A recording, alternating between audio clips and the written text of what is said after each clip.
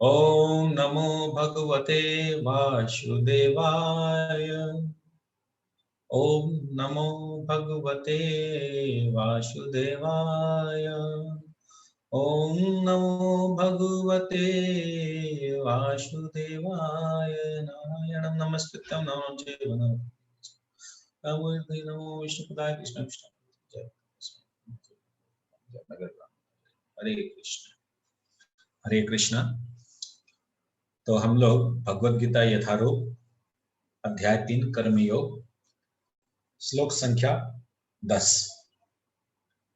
तो आज हम श्लोक संख्या 10 से हम लोग चर्चा आरंभ करेंगे। तो जैसे कि आप सभी ने देखा कि तीसरे अध्याय के प्रथम में अर्जुन महात्मा पूछते हैं भगवान से कि हे भगवान, आप मुझे बताइए कर्म करना अच्छा है कि कर्म का त्याग करना अच्छा है, दोनों में उत्तम क्या है। तो भगवान अर्जुन महात्मा को बताते हैं कि हम लोग को कर्म करना उत्तम है कर्म का त्याग से, और कर्म को जो करना है हम लोग को, वो हम लोग को इस प्रकार करना है कि जो वर्णाश्रम धर्म में जो प्रिस्क्राइब ड्यूटीज है, वर्णाश्रम धर्म प्रणाली के हिसाब से, वेदों के हिसाब से हम लोग को इस कार्य को, कर्मों को हम लोग को करना है, ताकि हमारे कर्म जो है वो किसके लिए होने चाहिए, भगवान विष्णु के लिए होने चाहिए, भगवान कृष्ण के लिए होने चाहिए। तब क्या होगा, हमारे उन कर्मों से हमारा कर्म बंधन नहीं होगा, हम 3 गुणों के परे हमारा कर्म होगा, और हम ग्रेजुअली सकाम कर्म से निष्काम कर्म के स्तर तक या भक्ति मार्ग के स्तर तक हम लोग अपने आप को अपलिफ्ट कर सकेंगे। तो कल हम लोगों ने देखा एक बहुत महत्वपूर्ण और इंपॉर्टेंट श्लोक हम लोग सुना था, यज्ञतार्थ कर्मणो अन्यत्र लोकयं कर्म बंधन तदर्थम कर्म कौन्तेय मुक्त संग समाचर। भगवान विष्णु के लिए हम लोग को कर्म करना है, कृष्ण के लिए कर्म करना है, अन्यथा क्या होगा, कर्म का बंधन होगा। और कर्म का बंधन होने से क्या होगा, कर्म का बंधन होने से क्या होता है, कर्म का बंधन होने से हम लोग को जन्म मृत्यु के चक्कर में हम फंस जाते हैं। और जन्म मृत्यु के चक्कर में अगर नहीं फंसना है तो कर्म बंधन से मुक्त होना पड़ेगा। और कर्म बंधन से मुक्त होने के लिए हम लोग को सारे कार्य जो है वो भगवान को समर्पित करते हुए करना पड़ेगा, जिसको हम लोगों ने एक नाम दिया था कर्म कौशल। और कर्म कौशल के हम लोगों ने कुछ एग्जाम्पल्स लिए थे जो हम लोग प्रैक्टिकली अपने लाइफ में हम लोग अपना सकते हैं। ओके,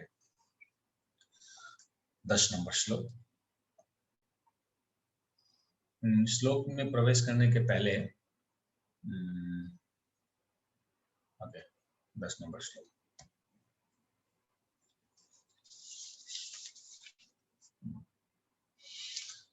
सह यज्ञ प्रजा सृष्ट्वा पुरा वाच प्रजापति अनेन प्रवविश्वध्वम् एषव अस्तु इष्टकाम धुक।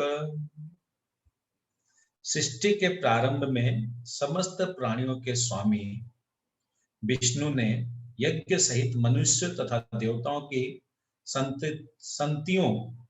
संततियों को रचा और उनसे कहा, तुम इस यज्ञ से सुखी रहो, क्योंकि इसके करने से तुम्हें सुख पूर्वक रहने तथा मुक्त प्राप्त करने के लिए समस्त वांछित वस्तुएं प्राप्त हो सकेगी। तो सृष्टि के प्रारंभ में भगवान विष्णु ने क्यों, क्योंकि विष्णु जो है हमारे इस ब्रह्मांड का पालक है, पालन करते हैं। इसलिए भगवान विष्णु ने जब इस सृष्टि को बनाया, जब इस सृष्टि का सृजन किया भगवान विष्णु ने, तो भगवान विष्णु ने एक साथ में 5 चीजों को बनाया। 5 चीजों को एट ए टाइम जब भगवान ने इस ब्रह्मांड की जब सृष्टि की, एक सेकंड रुकिएगा।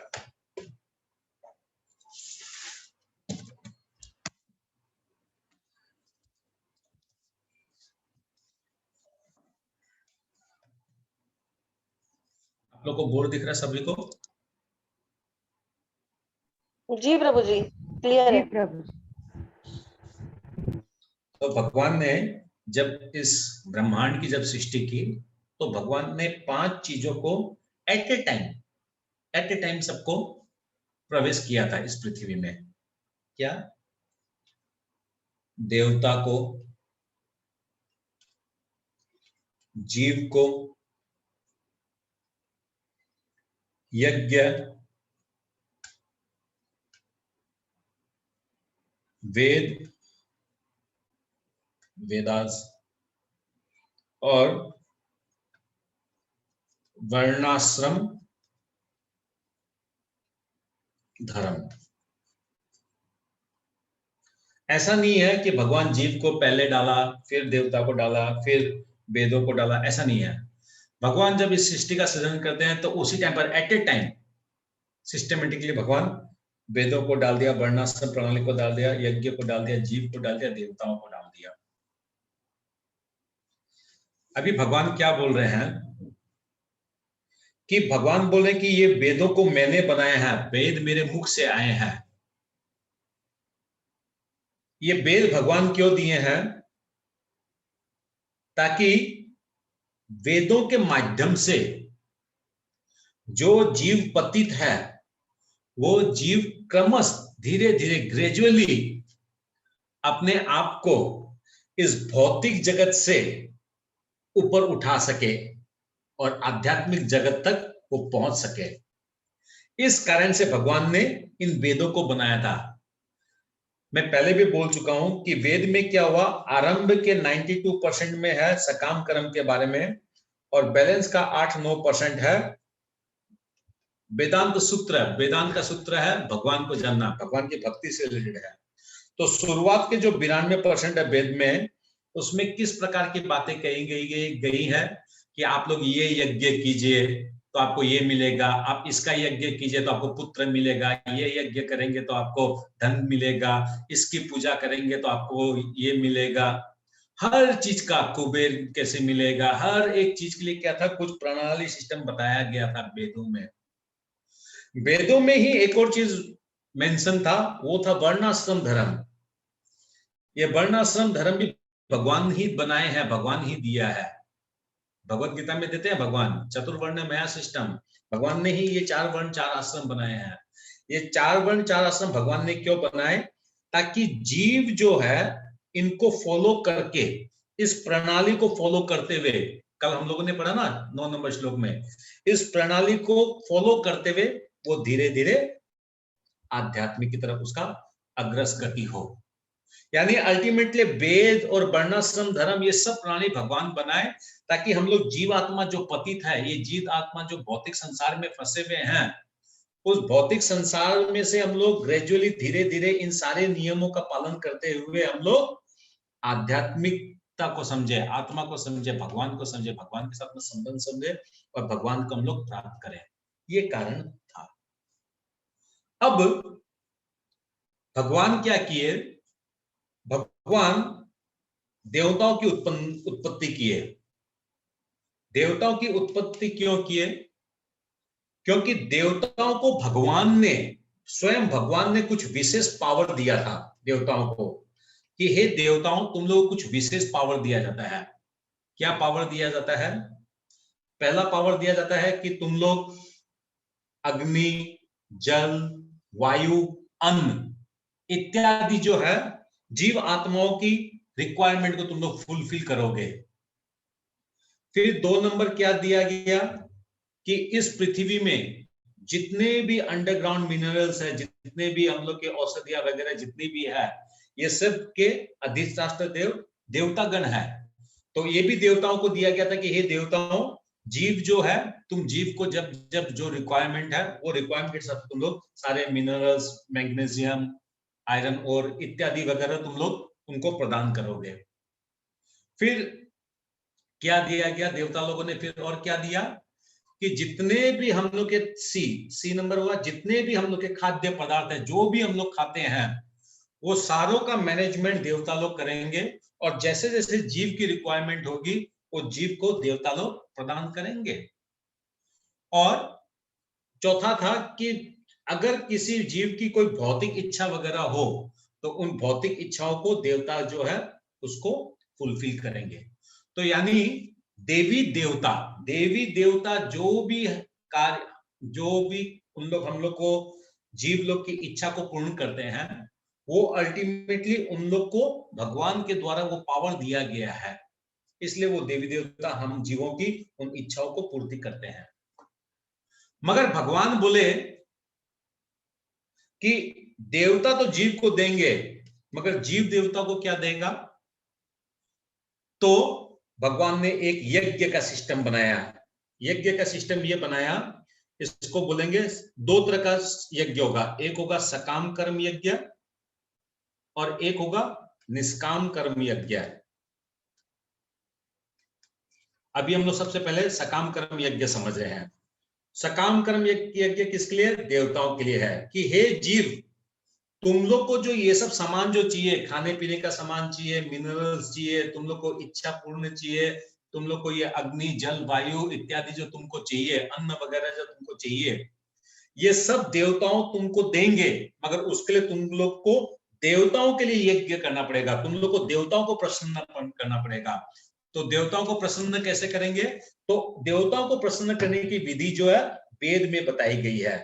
बहुत सारी विधियां बताई हैं, उसके अंदर कुछ विधियां हैं जैसे व्रत करना, कुछ हवन करना, पीपल की पूजा करना, या कोई काली दुर्गा की पूजा करना, भूत प्रेत की पूजा करना, इत्यादि विभिन्न प्रकार की पूजाओं का माध्यम वेदों में दिया गया कि उन वेदों, उस माध्यम के द्वारा जब हम लोग देवताओं की पूजा करेंगे, देवताओं को प्रसन्न करेंगे, तो देवता क्या करेंगे? जो जीव की जो इच्छा है उन इच्छा को वो पूर्ण करेंगे। ये जो सिस्टम जो भगवान ने जो बनाया था जीव के साथ में आदान प्रदान करने का, कि इससे क्या होगा? देवता भी खुश होंगे यज्ञों के माध्यम से और जीव भी खुश होंगे देवताओं के माध्यम से। इस आदान प्रदान को सिस्टम को मगर यहाँ पर सकाम कर्म कहा गया है, क्योंकि यहाँ पर क्या एक मनोकामना है, एक इच्छा है जीव की, जीव को कुछ एक चाहिए देवताओं से, और इसलिए जीव क्या करता है? जीव दो प्रकार से देवताओं की पूजा करता है। पहला वो क्या करता है? तीन गुणों के माध्यम से पूजा करता है। तीन गुणों के माध्यम से जो उसको गुण अर्जित होते हैं, यानी रजोगुण और तमोगुण में वो देवताओं की पूजा करता है। रजोगुण और तमोगुण में देवताओं की पूजा करना, यानी भूत प्रेत इत्यादियों की पूजा करना, ताकि क्या है उसको कुछ शक्ति मिले, उसको कुछ बल मिले, ताकि उससे कुछ रुपया, किसी का कुछ बुरा करे, कुछ ऐसा करे तो उसको कुछ रुपया पैसा वगैरह मिले, इस टाइप की मानसिकता से वो पूजा करता है। और रजोगुण में पूजा करता है, जैसे सपोज कोई काली की दुर्गा की पूजा किया कि उनको हम लोग बलि चढ़ाएंगे, उस बलि को हम लोग पाएंगे। कुछ लोग जो है तमोगुण में बहुत जन लोग कुछ शराब वराब वगैरह कुछ लगाते हैं किसी किसी देवता को, ताकि उसको हम लोग पा सके। कुछ लोग जो है अपना अच्छा उनको वर मिले, इसलिए उन लोग कोई पार्वती की पूजा करते हैं, किसी को बेटा चाहिए तो किसी सूर्य की पूजा करते हैं, कोई इंद्र की पूजा करते हैं, कोई गणेश की पूजा करते हैं। इस प्रकार विभिन्न देवी देवताओं की पूजा करते हैं गुणों के कारण। वो किस गुण में है, गुण के कारण करता है। रजोगुण में भी हो सकता है, तमोगुण में हो सकता है, मगर जो सतोगुण में जो करता है, तो सतोगुण में जीव जो है वो भगवान को प्राप्त करने का इच्छा रखता है। वो देवताओं की पूजा नहीं करता है, वो देवताओं से डिमांड नहीं करता है। इसलिए सतोगुण में जीव का यज्ञ क्या होता है? सकाम कर्मी यज्ञ नहीं होता है, उसका होता है निष्काम कर्म यज्ञ। निष्काम कर्म यज्ञ यानी कलिजुग महामंत्र यज्ञ। कलिजुग महामंत्र यज्ञ यानी हरे कृष्ण कृष्ण कृष्ण हरे हरे, हरे राम राम राम हरे हरे, इस जप का, इस मंत्र का उच्चारण करते रहना। ये मंत्र जो है इसको बोला जाता है कलिजुग महामंत्र यज्ञ। तो इसलिए जीव दो कैटेगरी के होते हैं। एक कैटेगरी के होते हैं जो कामना वासना से देवताओं की पूजा करते हैं, देवी देवताओं की पूजा करते हैं, भूत प्रेत की पूजा करते हैं। और दूसरा हुआ जीव जो भगवान की प्रार्थना करता है, और भगवान की प्रार्थना करने के कारण उसको क्या बोलता है? सतोगुणी प्रार्थना। और सतोगुणी प्रार्थना वो क्या करता है? वो भी यज्ञ करता है। वो यज्ञ का नाम क्या है? कलिजुगी महामंत्र यज्ञ। तो यानी क्या देखा गया यज्ञ सबको करना पड़ेगा, कर्म सबको करना पड़ेगा, सतोगुण में करो, रजोगुण में करो, चाहे तमोगुण में करो, यज्ञ करना पड़ेगा। अब इस रजोगुण तमोगुण की संतुष्टि देवताओं के लिए है, सतोगुण की संतुष्टि भगवान के लिए है। और वेद को हम लोग समझे, वर्णाश्रम प्रणाली को समझे, ठीक है। आप लोग को जो मैं अभी बताया, ये अभी आने वाले 4 श्लोकों के अंदर में इसी चीज को बताया जाएगा। तो पहला श्लोक में क्या था? सृष्टि के प्रारंभ में भगवान विष्णु यज्ञ सहित मनुष्य तथा देवताओं की संततियों की रचना करते हैं। मिल गया?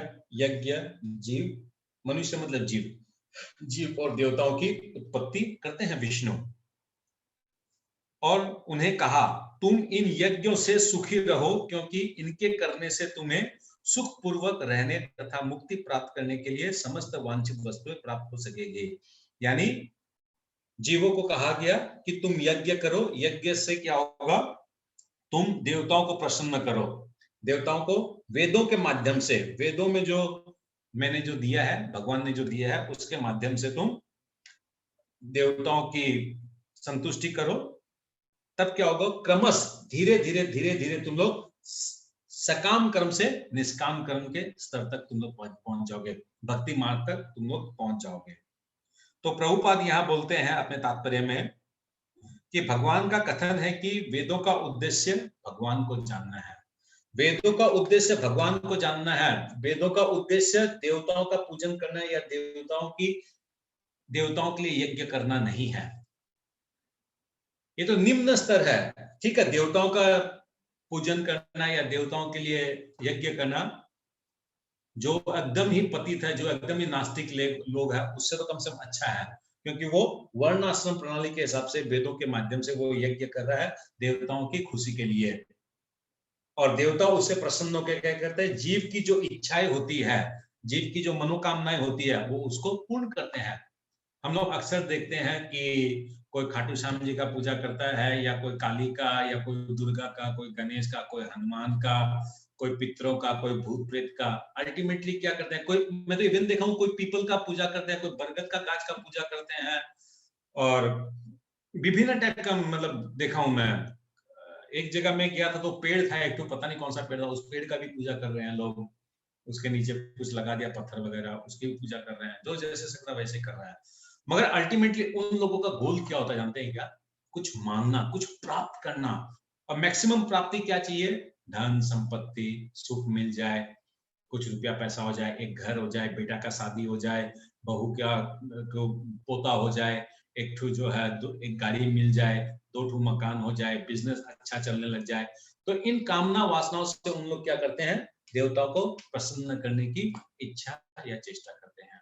मगर जो निष्काम कर्मी योगी होते हैं, जो ज्ञानवान होते हैं, वो क्या करते हैं? कर्म तो वो भी करते हैं, मगर वो क्या करते हैं? देवी देवताओं को प्रसन्न करने के लिए यज्ञ नहीं करते हैं। वो क्या करते हैं? महामंत्र, कलिजुग का महामंत्र यज्ञ करते हैं। निरंतर उन लोग भगवान का हरे कृष्ण कृष्ण कृष्ण हरे हरे, हरे राम राम राम हरे हरे, इस महामंत्र का जाप करते रहते हैं। इससे क्या होता है? खुद का भी कल्याण होता है, परिवार का कल्याण होता है, इर्द गिर्द वाले लोगों का कल्याण होता है। और ये महामंत्र का जप करने से क्या करते हैं? क्या होता है? ये जितने देवी देवता हैं, इन लोग भी संतुष्ट हो जाते हैं, क्योंकि इन लोग के पास ऑब्जेक्शन करने के लिए कुछ भी नहीं रहता है। प्लस भगवान भी संतुष्ट, देवी देवता भी संतुष्ट, जीव भी संतुष्ट, वेद भी संतुष्ट, वर्णाश्रम धर्म भी संतुष्ट, सब संतुष्ट हो गए अगर हम लोग हरे कृष्ण महामंत्र का जाप करते हैं। तो इस 10 नंबर श्लोक में प्रभुपाद आगे बोलते हैं कि भगवान ने इस भौतिक जगत को इसलिए रचा कि बद्ध जीव ये सीख सके कि वो विष्णु को प्रसन्न करने के लिए किस प्रकार यज्ञ करे।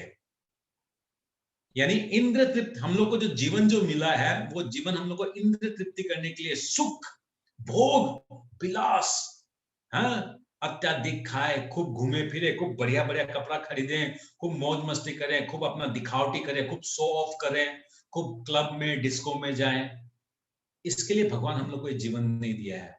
साफ साफ प्रभुपाद लिख रहे हैं, भगवान ने इस भौतिक जगत को इसलिए रचा भगवान ने इस ब्रह्मांड को इसलिए बनाया कि बद्ध जीव, हम जीव, ये जीव क्या है, ये जीव बद्ध है।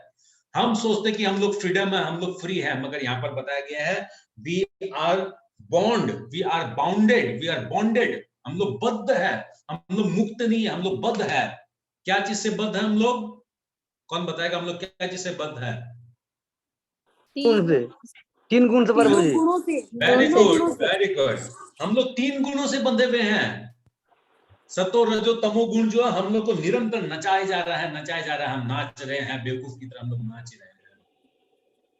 तो क्या बोल रहे हैं? भगवान ने इस भौतिक जगत को इसलिए रचा कि बद्ध जीव ये सीख सके कि वे विष्णु को प्रसन्न करने के लिए किस प्रकार यज्ञ करे, जिससे वे इस जगत में चिंता रहित होकर सुख पूर्वक रह सके तथा इस भौतिक देह का अंत होने पर भगवत धाम जा सके। प्रभुपाद डायरेक्टली लिख रहे हैं कि हे भक्तों, हे मेरे अनुयायियों, तुम लोग संकीर्तन यज्ञ करो, तुम लोग कलियुग का संकीर्तन यज्ञ करो। संकीर्तन यज्ञ क्या है? सबको एक साथ में बोले, सबको ऑन कर लीजिए, सबको अपने हरे कृष्णा हरे कृष्णा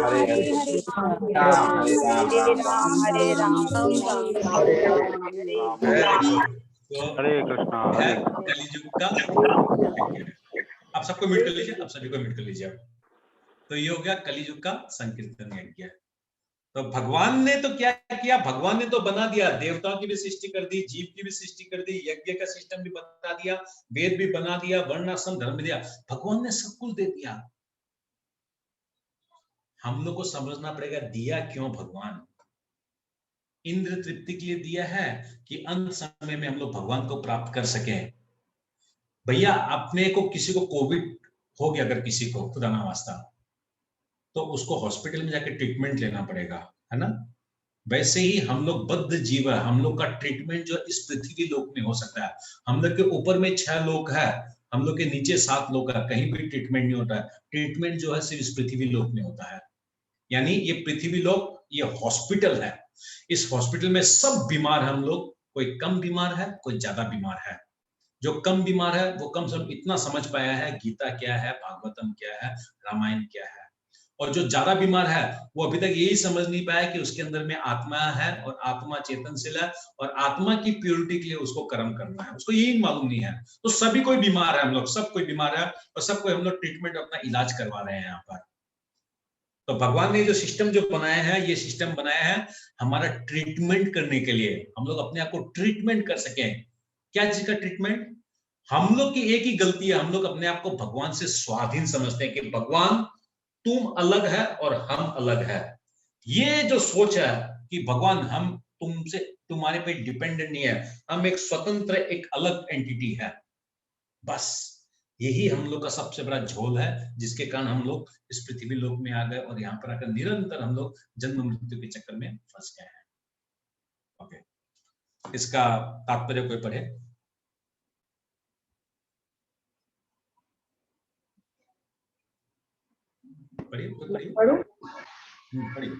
पढ़ो प्रभु जी।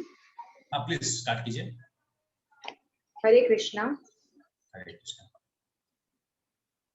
तात्पर्य: प्राणियों के स्वामी विष्णु द्वारा भौतिक सृष्टि की रचना बद्ध जीवों के लिए भगवत धाम वापस जाने का सुअवसर है। इस सृष्टि के सारे जीव प्रकृति द्वारा बद्ध है, क्योंकि उन्होंने श्री भगवान विष्णु या कृष्ण के साथ अपने संबंध को भुला दिया है। इस शाश्वत संबंध को समझने में वैदिक नियम हमारी सहायता के लिए है। जैसा कि भगवत गीता में कहा गया है, वेदेश्व सर्व हरमेव वेद्य। भगवान का कथन है कि वेदों का उद्देश्य मुझे समझना है। हरे कृष्णा। मेरी आवाज आ रही है? आप बोलते रहिए, डिस्टर्ब होगा तो मैं बताऊंगा, आप पढ़ते रहिए। क्योंकि मेरी स्क्रीन चली गई है। डोंट वरी, आप पढ़ने में ध्यान दीजिए। भगवान का कथन है कि वेदों का उद्देश्य मुझे समझना है। वैदिक स्तुतियों में कहा गया है, पतिम विश्वस्यात्वमेश्वरम। अतः जीवों के स्वामी प्रजापति श्री भगवान विष्णु हैं। श्रीमद् भागवत में भी 2.4.20 सुखदेव गोस्वामी जी ने भगवान को अनेक रूपों में पति कहा है। हाँ, नीचे पढ़िए। प्रजापति तो भगवान विष्णु है, वहां से पढ़िए। भगवान विष्णु हैं और वे समस्त प्राणियों के, समस्त लोकों के तथा सुंदरता के स्वामी पति हैं और हर एक के त्राता है। भगवान ने इस भौतिक जगत को इसलिए रचा कि बद्ध जीव यह सीख सके कि वे विष्णु को प्रसन्न करने के लिए किस प्रकार यज्ञ करें, जिससे वे इस जगत में चिंता रहित होकर सुख पूर्वक रह सके तथा इस भौतिक देह का अंत होने पर भगवत धाम को जा सके। बद्ध जीव के लिए ही यह संपूर्ण कार्यक्रम है। यज्ञ करने से बद्ध जीव क्रमशः कृष्ण भावना भावित होते हैं और सभी प्रकार से देव तुल्य बनते हैं। कलयुग में वैदिक शास्त्रों ने संकीर्तन यज्ञ, भगवान के नामों का कीर्तन का विधान किया है और इस दिव्य विधि का प्रवर्तन चैतन्य महाप्रभु द्वारा इस युग के समस्त लोगों के उद्धार के लिए किया गया। संकीर्तन यज्ञ तथा कृष्ण भावनामृत में अच्छा तालमेल है। श्रीमद् भागवत 11.5.32 में संकीर्तन यज्ञ के विशेष प्रसंग में भगवान कृष्ण का अपने भक्त रूप चैतन्य महाप्रभु रूप में निम्न प्रकार से उल्लेख हुआ है। इस कलयुग में जो लोग पर्याप्त बुद्धिमान हैं, वे भगवान की उनके पार्षदों सहित संकीर्तन यज्ञ द्वारा पूजा करेंगे। वेदों में वर्णित अन्य यज्ञों को इस कलिकाल में कर पाना सहज नहीं, किंतु संकीर्तन यज्ञ सुगम है और सभी दृष्टि से अलौकिक है, जैसा कि भगवत गीता में भी 9.14 संस्तुति की गई है। हरे कृष्ण। हरे कृष्ण। थैंक यू माता जी। 11 नंबर श्लोक। देवान भावयता अन्ये ते देवा भावयन्तु वः परस्परं भावयन्त श्रेय परम वापस्यथ।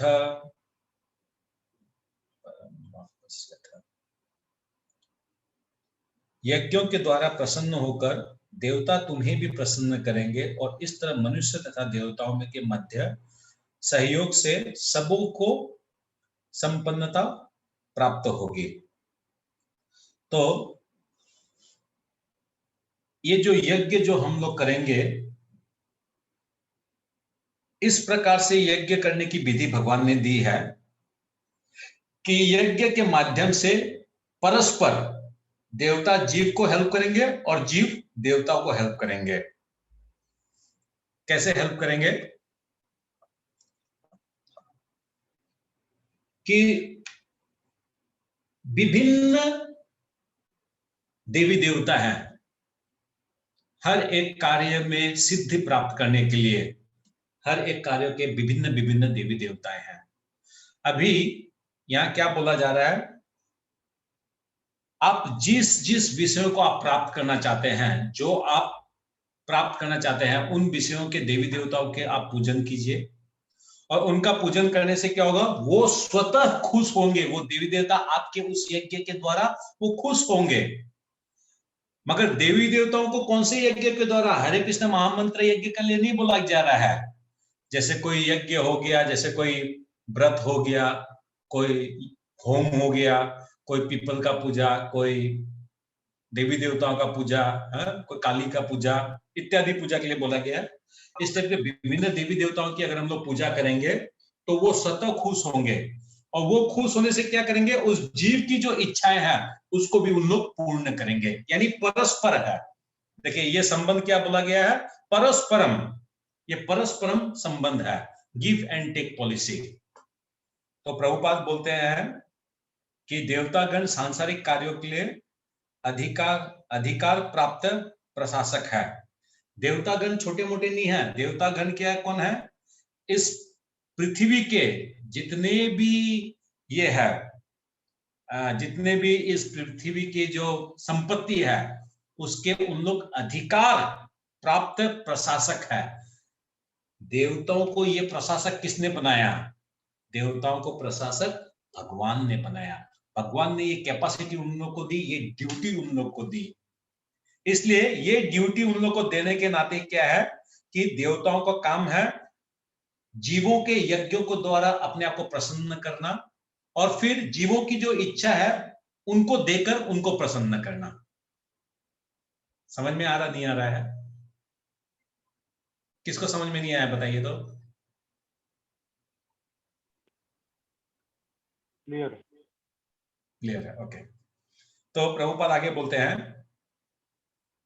कि जब भी कोई जीव अपना वो देवताओं को प्रसन्न करने वाला यज्ञ प्रॉपरली करता है, एकदम ईमानदारी से करता है, तो देवता लोग क्या होता है, बहुत जल्दी प्रसन्न हो जाते हैं। और देवता लोग जल्दी प्रसन्न होने का उस जीव की जो इच्छा है, संतान चाहिए, धन चाहिए, संपत्ति चाहिए, बेटा चाहिए, बेटी चाहिए, बेटी का सगाई चाहिए, या एक सुंदर वर चाहिए, या धनवान वर चाहिए, या कोई शक्तिशाली वर चाहिए, या कोई शक्ति चाहिए, जो भी मनोकामना, जो भी इच्छा है, वो उसका पूर्ण हो जाता है। मगर ये जो मनोकामना जो उसकी पूर्ण हो रही है, वो जो इच्छा जो कर रहा है, ये वेद का 92% वाला हिस्सा में आ रहा है। समझ पा रहे हैं? ये 92% वाला हिस्सा में आ रहा है। ये जो मनोकामना जो इच्छा कर रहा है वो देवी देवता से, ये किस में आ रहा है? ये वेद का 92% वाला पोर्शन में से आ रहा है। बैलेंस जो 8% जो है, उसके लिए क्या बोल रहे हैं प्रभुपाद इसी श्लोक में अंत में, कि आहार शुद्धो सत्य शुद्धो, सत्य शुद्धो ध्रुव स्मृति, स्मृति लभ्य सर्व ग्रंथि नाम विप्र मोक्ष।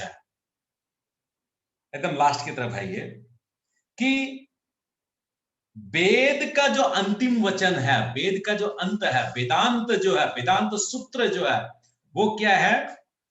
कृष्ण भावना भावित होना, कृष्ण कॉन्शियसनेस होना। और कृष्ण कॉन्शियसनेस की पहली सीढ़ी इसमें क्या बताते हैं, कि हम लोग को यज्ञ करना चाहिए अपने को शुद्ध करने के लिए। और ये शुद्ध कब होगा? जब हमारा भोजन शुद्ध होगा। हम लोग जो अक्सर बोलते ना, प्रभु मेरा मन नहीं लगता है जब मेरे को नींद आता है, मेरे को क्लास में मेरा इंटरेस्ट नहीं लगता है, पता नहीं मेरे को भक्ति में मन नहीं लगता है। तो यहाँ पर बता दिए हैं प्रभुपाद, मूल विषय जो मेन कारण जो है, जो भक्ति में अग्रगति अगर किसी की नहीं हो रही है, वो है खाना। खाना में अगर प्रॉब्लम है, इंटायर सिस्टम प्रॉब्लम होगा। इवन मंदिरों में, बड़े बड़े मंदिरों में क्या होता है, कभी कभी भक्तों के बीच में अनबन बहुत ज्यादा होने लग जाती है।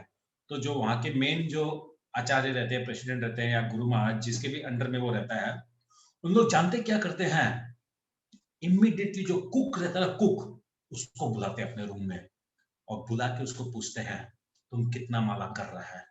फिर उसको आध्यात्मिक स्तर से कुछ कुछ प्रश्न पूछते हैं, ताकि क्या था, गुरु लोग या प्रेसिडेंट लोग पकड़ लेते हैं उसका बात से, कि ये कितना शुद्ध तरीका से भक्ति कर रहा है। अगर इसके भक्ति में गड़बड़ है तो इसका कुकिंग में गड़बड़ है, उसके कुकिंग में गड़बड़ है तो उसका बनाने में गड़बड़ है, बनाने में गड़बड़ है तो उसको जब लोग प्रसाद रूप में जब खा रहे हैं तो वहां भी उसका गड़बड़ चालू हो गया है। और गड़बड़ चालू होने क्या, मन गड़बड़ हो गया, मन गड़बड़ होने से उसका ब्रेन गड़बड़ हो गया, ब्रेन गड़बड़ होने से क्या है, वो भक्त जो है आपस में झगड़ रहे हैं, या फिर मंगला आरती अटेंड नहीं कर रहे हैं, या फिर उन लोग खूब आलस्य हो गए, या फिर उन लोग प्रचार कार्य में उन लोगों को इंटरेस्ट नहीं आ रहा है। There are various reasons. तो यहाँ क्या बोल रहा है कि आहार शुद्धो सत्व शुद्धो, अगर आहार शुद्ध होगा तो हम लोग की सत्व शुद्ध, हम लोग का जो सोचने का जो तरीका है वो शुद्ध होगा, और सोचने का तरीका जब शुद्ध होगा तो हम लोग की स्मृति शुद्ध होगी, स्मृति ध्रुव होगी, और स्मृति जब हम लोग की शुद्ध होगी तो मनुष्य जो है मुक्ति मार्ग का चिंतन करेगा। कितना क्लियर कट सब चीज प्रभुपाद लिखते हैं। प्रभुपाद मतलब क्या, कोई चीज छुपाते नहीं है, जो चीज जैसा उसको लिख दिया है, now it's up to you, तुम अपनाओ वेरी गुड, तुम मत अपनाओ I have nothing to do. At least हम जब प्रभुपाद जी जब, या सपोज मैं और आप जब भी हम लोग भगवान के पास जाएंगे या जहां कहीं भी जाएंगे, at least we will be not liable that आपने वहां पर झूठ क्यों बोला, आपने क्यों भक्तों को अनर्गल बात कही, या फिर आपने उनको झूठ प्रोत्साहन दिया। No, always speak whatever is the truth. Okay. इसका तात्पर्य पढ़िए। मैं पढ़ूं प्रभु जी? एक जन पढ़िए, सब तो पढ़ेंगे नहीं, एक जन पढ़िए। सुनीता माता जी पढ़िए। नो प्रभु जी, थोड़ा आप लास्ट वाला रिपीट कर दीजिए, ये वाला लाइन जो आपने अभी बोला है। अब मैं बोलूंगा, वो रीडिंग में आने दीजिए, रीडिंग में आने से मैं वापस बोलूंगा। प्रभु जी मेरे पास इंग्लिश वाली किताब है। हिंदी जिसके पास है वो पढ़े। मैं पढ़ूं प्रभु जी? हाँ पढ़िए, नहीं तो माता जी पढ़िए। यज्ञों के द्वारा प्रसन्न होकर देवता तुम्हें भी प्रसन्न करेंगे और इस तरह मनुष्यों तथा देवताओं के मध्य सहयोग से सबों को संपन्नता प्राप्त होगी। तात्पर्य, देवतागण सांसारिक कार्यों के लिए अधिकार प्राप्त प्रशासक है।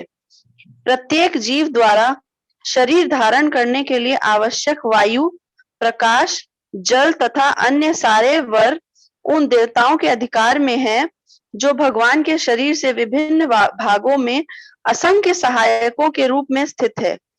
उनकी प्रसन्नता तथा अप्रसन्नता मनुष्यों द्वारा यज्ञ की संपन्नता पर निर्भर है।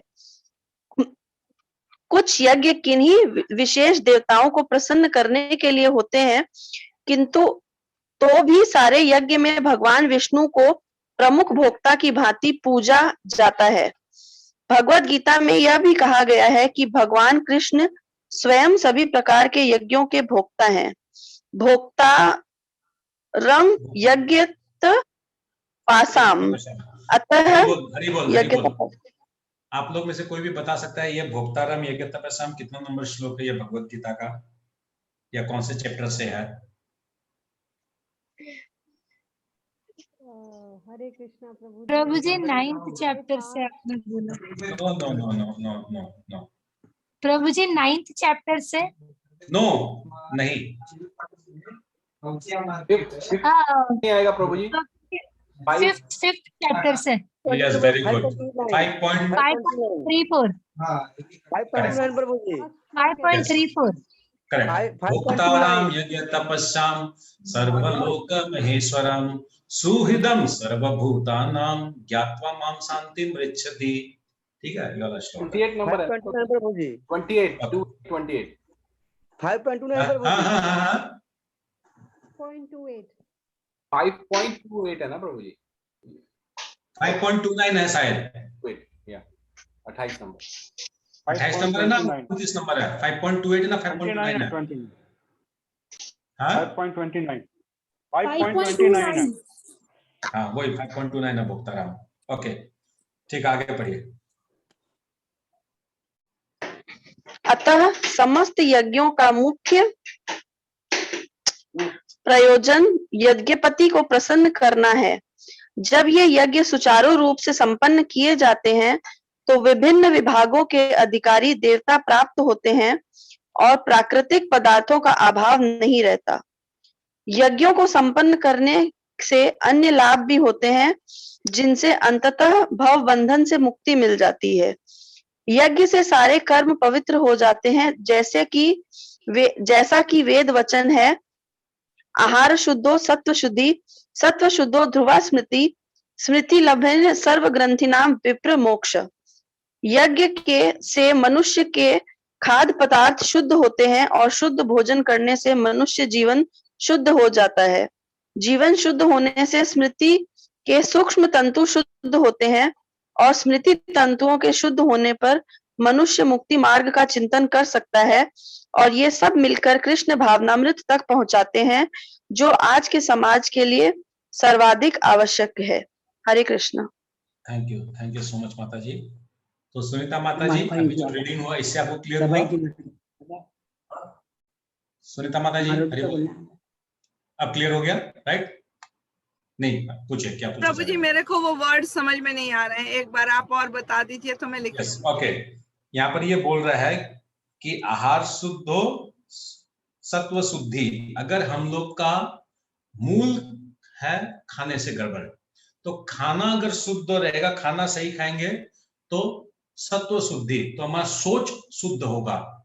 सोच अगर शुद्ध होगा तो हमारी स्मृति, हमारी बुद्धि जो है ये शुद्ध हो जाएगी, और बुद्धि हमारी शुद्ध होगी तो हम लोग धीरे धीरे आध्यात्मिक स्तर में हम लोग आगे बढ़ने का हमारी रुचि जागेगी और हम लोग अंततः भगवान को प्राप्त करेंगे। तो ये जो फॉर्मेट जो अभी जो बताया, ये भी किस में लिखा हुआ है? वेद वचन, ये भी वेद वचन है। देखिए क्या लिखा हुआ है, आहार शुद्धो शुद्ध सत्व शुद्धि, ये भी वेद वचन है।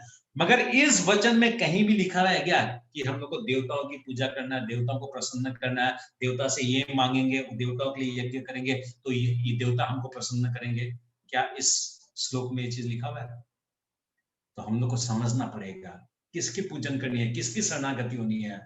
आज आप लोग को एक चीज महत्वपूर्ण आप लोग मार्क किए कि नहीं कि हमको पता नहीं है, आप लोग देखिएगा मैं क्या बोल रहा हूं कि देवता लोग हम लोग को सब कुछ दे सकते हैं,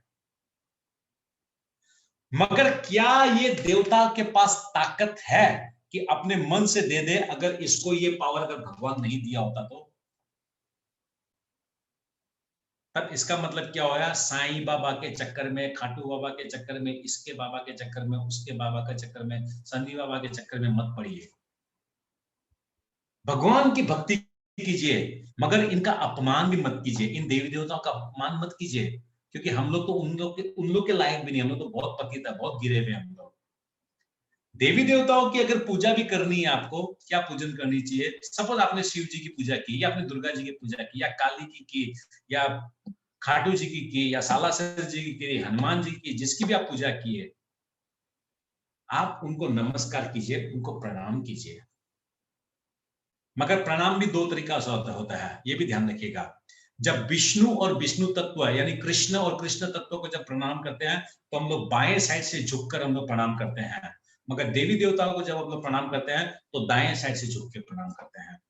तो आप देवी देवताओं को प्रणाम कीजिए, मगर प्रणाम करके ये मत मांगिए मेरे को धन दे दो, संपत्ति दे दो, बिजनेस दे दो, नौकरी दे दो, प्रमोशन दे दो, बेटा का नौकरी लगा दो, आंख का ऑपरेशन करवा दो, माँ बाप को जो है मोक्ष दिला दो, ये करा दो, वो करा दो, घर दिला दो, बैटरी दिला दो, ये कोर्ट केस समाप्त करा दो, ये करा दो। नहीं नहीं नहीं नहीं, नथिंग। हे देवी देवताओं, तुम जिसकी पूजा करते हो, तुम जिसकी आराधना करते हो, उसमें मेरा भी मन बुद्धि लगा दो, मेरी मन बुद्धि उसमें लगाओ जिसकी तुम आराधना करते हो। तो तुम आराधना किसकी करते हो देवी देवताओं? तुम आराधना भगवान कृष्ण की करते हो, क्योंकि कृष्ण ने तुमको एम्पावर दिया है, तुम लोग कृष्ण के तत्वाधान में चलते हो। तो क्या हुआ? देवी देवताओं का अपमान भी नहीं हुआ, और देवी देवता कितने खुश हो गए, कितने खुश हो गए, क्योंकि आप लोग क्या मांग रहे हो उससे? वो मांग रहे हैं जो सारा पृथ्वी नहीं मांग रहा है। सारा पृथ्वी धन दौलत सुख शांति ये सब वगैरह वगैरह इंद्रिय विषय मांग रहा है, मगर आप क्या मांग रहे हैं? आप मोक्ष का गति मांग रहे हैं, मोक्ष प्राप्ति का मार्ग मांग रहे हैं। तो ये खुशी खुशी मन से देवता लोग देंगे।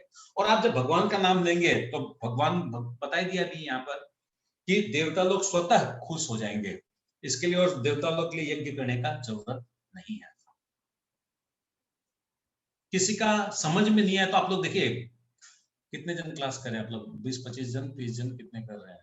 I don't know, 40। तो आप लोग जितने भी क्लास कर रहे हैं ना, आप लोग को सबको नहीं समझ में आया ना, आप लोग प्रश्न पूछेगा। हाँ, नहीं पूछेंगे, सिर्फ सुनते रहेंगे, तो मैं तो ये समझ के चलूंगा कि हाँ आपको समझ में आ रहा है, बाद में पता चलेगा आपको कुछ कंसेप्शन ही क्लियर नहीं हुआ है। ऐसा नहीं होना चाहिए। हाँ ठीक है, 12 नंबर श्लोक।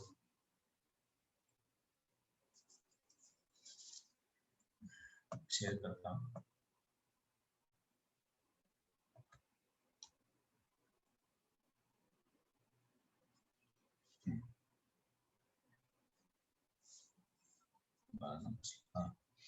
इष्टान भोगान ही व देवा दास्यन्त यज्ञ भाविता ते ददान अप्रदाय एभ्य ये क्या होगा? भुंगे होगा ना, भुगते होगा, भुगते स्तेन एवस। देवल माता जी नहीं, सब कौन समझाएगा? हरि बोल। कोई हिंदी में एक्सपर्ट हो तो बताएगा कि ये क्या होगा? भुगते होगा ना, भुगते क्या होगा? प्रभु जी शायद भुगते ही होगा, क्योंकि भूंगते मतलब भोगना। प्रभु जी भूंगते ना भुगते, क्या होगा? भूंगते, भूंग उसको ग है प्रभु जी, वो क और त जॉइंट है। अच्छा, भुगते। ओके,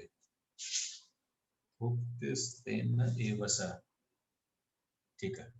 जीवन की विभिन्न आवश्यकताओं को पूर्ति करने वाले विभिन्न देवता यज्ञ संपन्न होने पर प्रसन्न होकर तुम्हारी सारी आवश्यकताओं को पूर्ति करेंगे, किंतु जो इन उपहारों को देवताओं को अर्पित किए बिना भोगता है वो निश्चित रूप से चोर है। तो अभी यहाँ क्या बताया जा रहा है कि जीवन की विभिन्न आवश्यकताओं की पूर्ति करने वाले विभिन्न देवता, यानी हमारी विभिन्न आवश्यकताओं को पूर्ति करने के लिए विभिन्न देवताओं की हम लोग विभिन्न प्रकार से यज्ञ करेंगे, तो विभिन्न देवता हमारी उन विभिन्न यज्ञों से संतुष्ट होंगे और वो हमारी विभिन्न आवश्यकताओं को पूर्ति करेंगे।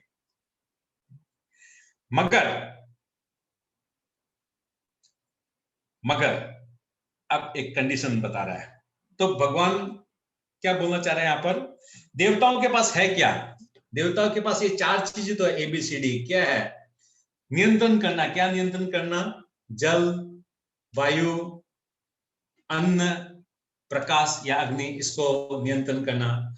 ये अंडरग्राउंड हम लोग का जितना भी मिनरल्स, ओर्स, मैग्नीशियम आदि इत्यादि जो है, इन सब का ये मैनेज करते हैं। जो हमारा हम लोग को कोई इंद्रिय, कोई सुख चाहिए इत्यादि चाहिए, उसको मैनेज करते हैं। जो हमारे खाद्य पदार्थ है उनको वो मैनेज करते हैं। यानी ये 4 चीज के तो इन लोग के पास पावर है। तो क्या बोल रहे हैं कि विभिन्न देवताओं के जिस प्रकार से जीव उनकी आराधना करेंगे, उनको प्रार्थना करेंगे, वो विभिन्न देवी देवता ये चारों प्रकार में से जो भी चीज हम लोग को चाहिए वो हम लोग को प्रदान कर देंगे। सिंपल। मगर अब यहां पर एक इंटरेस्टिंग बात बोल रहे हैं, वो इंटरेस्टिंग बात समझने का कोशिश कीजिएगा।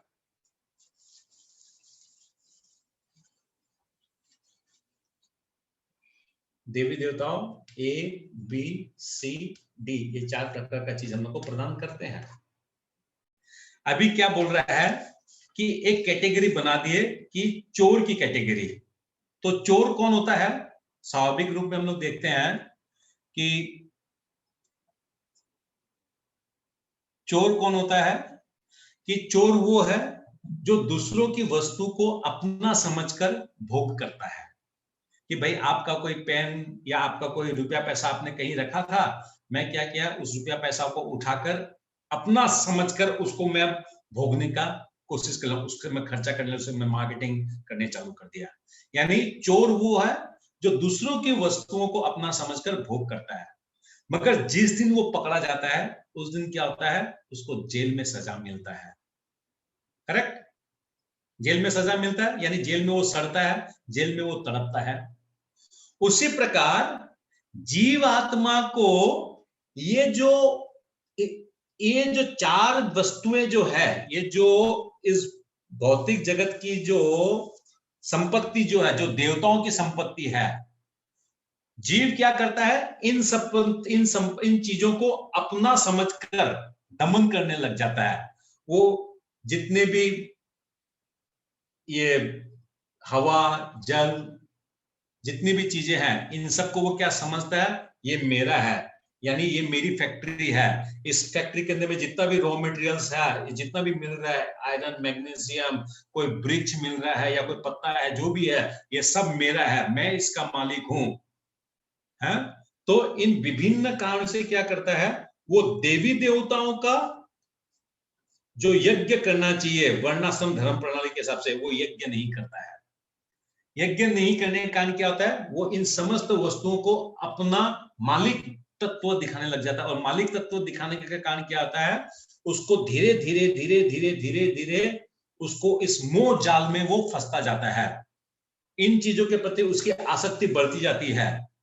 जबकि भगवान क्या बोले अभी थोड़ी देर पहले हम लोग क्या पढ़े कि देवी देवता ये सब हम लोग को देते हैं ताकि हम लोग धीरे धीरे आध्यात्मिक जगत में हम लोग का रुचि बढ़े, हम लोग का इस जड़ जगत से आध्यात्मिक जगत की तरफ हम लोग की मार्गदर्शन हो, हम लोग उसमें अपलिफ्ट करें। मगर इन भौतिक वस्तुओं को प्राप्त करते करते करते, इसमें रुचि लेते लेते, इसमें अपने आप को डालते इतना आनंद मिल जाता है कि जिस प्रकार वो चोर पकड़ा जाने से वो जेल में सड़ता रहता है, जेल में वो भोगता रहता है, उसी प्रकार हम लोग क्या करते हैं? इस जन्म मृत्यु के चक्कर में भोगते रहते हैं, इस पृथ्वी के अंदर में बार बार जन्म मृत्यु लेते रहते हैं। इसलिए हम लोग यहाँ पर चोर है, क्योंकि जो संपत्ति देवी देवताओं की थी उन संपत्तियों को हम लोग अपना समझकर भोग करने लगते हैं और भोगों के कारण हम लोग यहाँ पर जन्म मृत्यु के चक्कर में फंस जाते हैं। इसलिए यहाँ पर चोर कहा गया है। कि एक व्यक्ति चोर है, एक जीव चोर है। चोर कब है? जब वो इस जड़ जगत की वस्तुओं के प्रति अपना आसक्त हो जाता है और भवबंधन में वो फंस जाता है। मगर करना क्या चाहिए हम लोग को? असली में क्या करना चाहिए? एक भक्त क्या करता है? भक्त क्या करता है? चोरों की तरह चोरी नहीं करता है, वो इन चीजों से नहीं बनता है। वो देवताओं के पास जो भगवान की दी गई जो उन लोग को ड्यूटी है, शक्ति है, इन विषयों में वो नहीं फंसता है। वो क्या करता है? इन जड़ वस्तुओं के प्रति आसक्त होकर भगवान को धाम को कैसे पहुंचे, उसके लिए वो भजन कीर्तन करता है। तो क्या लिखा है यहाँ पर अनुवाद में क्या बोलते हैं? 12 नंबर श्लोक में, जीवन की विभिन्न आवश्यकताओं की पूर्ति करने वाले विभिन्न देवताएं यज्ञ संपन्न होने पर प्रसन्न होकर तुम्हारी सारी आवश्यकताओं को पूर्ति करेंगे, किंतु जो इन से, ये तो अच्छा बात है कि इस टाइप से आप लोग आवाज कर रहे हैं। Is this good? इतना बार बोलने के बाद भी आप लोग डिस्टर्ब करते हैं।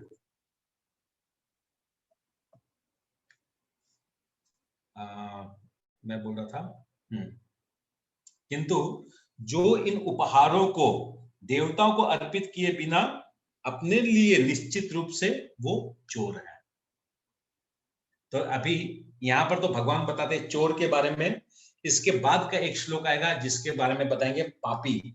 चोर कौन है और पापी कौन है ये भगवान बताएंगे। तो अभी चोर के बारे में तो भगवान बता दिए कि चोर वो है जो देवताओं की जो शक्तियां हैं उसके प्रति आसक्त होकर वो अपना भगवान के साथ संबंध भूलकर वो इनके प्रति ही आसक्त होकर इस मोह माया जाल में वो फंस जाता है और जन्म मृत्यु के चक्कर में वो फंसा रह जाता है। वो चोर है। ठीक है, तात्पर्य को कोई पढ़िए। मैं पढ़ूं प्रभु जी? पढ़िए। तात्पर्य, देवतागण भगवान विष्णु द्वारा भोग सामग्री प्रदान करने के लिए अधिकृत किए गए हैं, अतः नियत यज्ञों द्वारा उन्हें अवश्य संतुष्ट करना चाहिए। वेदों में विभिन्न देवताओं के लिए भिन्न भिन्न प्रकार के यज्ञों की संस्तुति है, किंतु वे सब अंततः भगवान को ही अर्पित किए जाते हैं। किंतु जो यह नहीं समझ सकता कि भगवान क्या है, उसके लिए देव यज्ञ का विधान है। अनुष्ठानकर्ता के भौतिक गुणों के अनुसार वेदों में विभिन्न प्रकार के यज्ञों का विधान है। विभिन्न देवताओं की पूजा भी उसी आधार पर अर्थात गुणों के अनुसार की जाती है।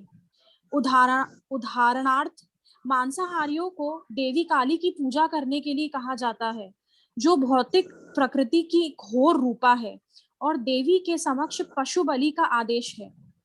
किंतु जो सतोगुणी है उनके लिए विष्णु की दिव्य पूजा बताई गई है। अंततः समस्त यज्ञों का ध्येय उत्तरोत्तर दिव्य पद प्राप्त करना है। सामान्य व्यक्तियों के लिए कम से कम 5 यज्ञ आवश्यक है, जिन्हें पंच महायज्ञ कहते हैं। किंतु मनुष्य को यह जानना चाहिए कि जीवन की सारी आवश्यकताएं भगवान के देवता प्रतिनिधियों द्वारा ही पूरी की जाती है। कोई कुछ बना नहीं सकता।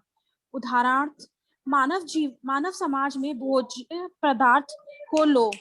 इन भोज्य पदार्थों में शाकाहारियों के लिए अन्न, फल, शाक, दूध, चीनी आदि है तथा मांसाहारियों के लिए मांसादि, जिनमें से कोई भी पदार्थ मनुष्य नहीं बना सकता। एक और उदाहरण ले, यथा ऊष्मा, प्रकाश, जल, वायु आदि जो जीवन के लिए आवश्यक है, इनमें से किसी को बनाया नहीं जा सकता। परमेश्वर के बिना न तो प्रचुर प्रकाश मिल सकता है, न चांदनी, वर्षा या प्रातःकालीन समीर ही, जिनके बिना मनुष्य जीवित नहीं रह सकता। स्पष्ट है कि हमारा जीवन भगवान द्वारा प्रदत्त वस्तुओं पर आश्रित है। यहाँ तक कि हमें अपने उत्पादन उद्यमों के लिए अनेक कच्चे मालों की आवश्यकता होती है, यथा धातु, गंधक, पारद, मैंगनीज तथा अन्य अनेक आवश्यक वस्तुएं, जिनकी पूर्ति भगवान के प्रतिनिधि इस उद्देश्य से करते हैं कि हम इनका समुचित उपयोग करके आत्म साक्षात्कार के लिए अपने आप को स्वस्थ एवं पुष्ट बनाएं, जिससे जीवन का चरम लक्ष्य अर्थात भौतिक जीवन संघर्ष से मुक्ति प्राप्त हो सके। यज्ञ संपन्न करने से मानव जीवन का यह लक्ष्य प्राप्त हो जाता है। यदि हम जीवन उद्देश्य को भूलकर भगवान के प्रतिनिधियों से अपनी इंद्र तृप्ति के लिए वस्तुएं लेते रहेंगे और इस संसार में अत्यधिक फंसते जाएंगे, जो कि सृष्टि का उद्देश्य नहीं है, तो निश्चय ही हम चोर हैं और इस तरह हम प्रकृति के नियमों द्वारा दंडित होंगे। चोरों का समाज कभी सुखी नहीं रह सकता, क्योंकि उनका कोई जीवन लक्ष्य नहीं होता। भौतिकवादी चोरों का भी कोई जीवन लक्ष्य नहीं होता। उन्हें तो केवल इंद्र तृप्ति की चिंता रहती है। वे नहीं जानते कि यज्ञ किस तरह किए जाते हैं, किंतु चैतन्य महाप्रभु ने यज्ञ संपन्न करने की सरलतम विधि का प्रवर्तन किया। यह है संकीर्तन यज्ञ, जो संसार में किसी भी व्यक्ति द्वारा जो कृष्ण भावनामृत के सिद्धांतों को अंगीकार करता है, संपन्न किया जा सकता है। Hare Krishna. Hare Krishna. Thank you so much माता जी। तो कितना बच गया? 9:52। 13 नंबर श्लोक भी इसी से रिलेटेड है, तो कोई बात नहीं, हम लोग कर लेंगे 13 नंबर श्लोक। 13, 14, 15 13 नंबर श्लोक कर लेंगे। प्रभु जी, ये पंच महायज्ञ क्या होता है? पंच महायज्ञ में कल आप लोग को ड्राइंग के साथ समझाऊंगा कि किस प्रकार जो है कल जब ये वाला श्लोक लेंगे ना हम लोग 14-15 नंबर वाला श्लोक जब देंगे, उसी टाइम पर हम लोग ये पंच महायज्ञ हम लोग समझेंगे, क्योंकि उसका आंसर जो है ये 14-15 में है। तो ठीक है, हम लोग आज यहीं विराम देते हैं, कल वापस हम लोग लेंगे। ठीक है प्रभु जी, एक प्रश्न भगवद्गीता यथारूप की जय। शिला हरे प्रभुपाद कृष्ण की प्रभु जय। जी। हरे कृष्ण प्रभु जी। हरे कृष्ण। प्रभु जी, एक प्रश्न पूछना था मुझे। जब मैं प्रश्न जब बोलूंगा ना कि आप लोग प्रश्न पूछिए, तब प्रश्न कीजिए। जब हम लोग समाप्त कर रहे हैं, प्रणाम कर रहे हैं, तो उस टाइम पर प्रणाम की विधि कंप्लीट होनी चाहिए, उसके बाद प्रश्न या क्वेश्चन है। ओके, तो ठीक है, हम लोग आज भगवत गीता को यही विराम देते हैं। स्वप्ना माता जी, आप रिकॉर्डिंग ऑफ